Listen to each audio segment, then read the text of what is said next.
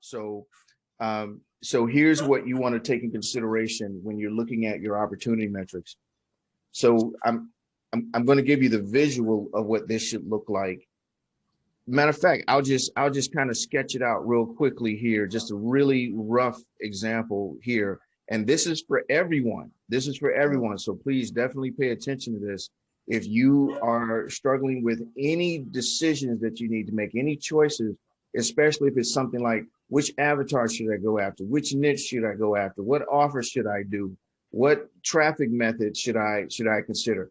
Any of those things that you're contemplating, using opportunity metrics to give you the numbers. So I'm just going to roughly sketch this out real quickly. So I'm going to say market, and I'm not going to worry about spelling right now. So I'm just going to say newbie, and then I'm also going to say struggling.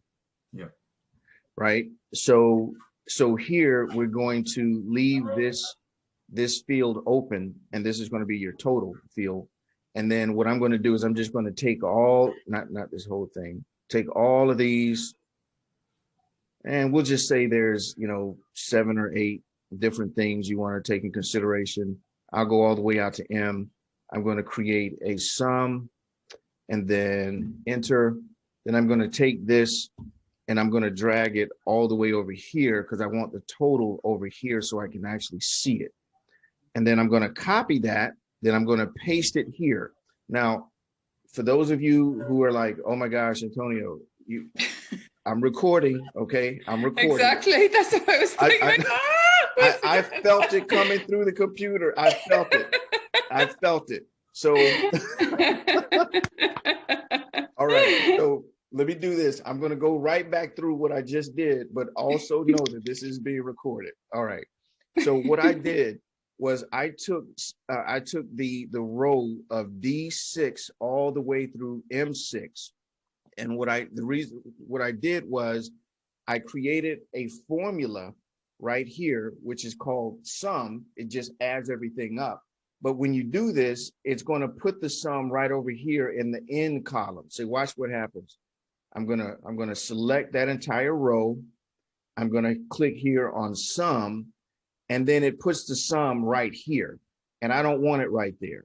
I don't want it right there. So instead of keeping it right there, I could just drag it over here like that, or I can use what I just used, which was cut and paste.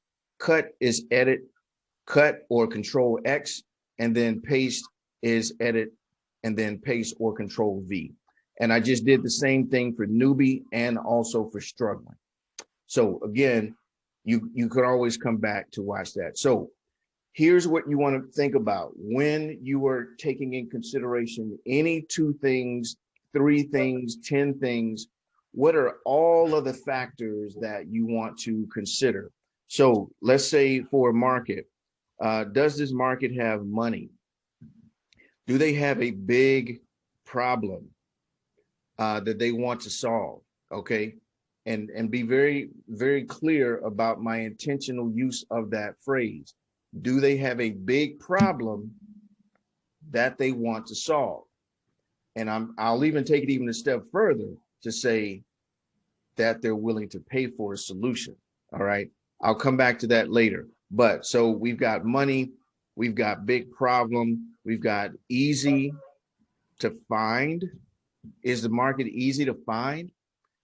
Is it inexpensive to market to? All right. Is it inexpensive to market to? So I just wrote down 4.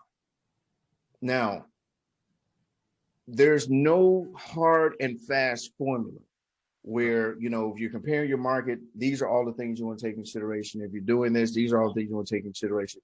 You'll have a general idea of those things, but you're also going to have some things that are specific and important to you.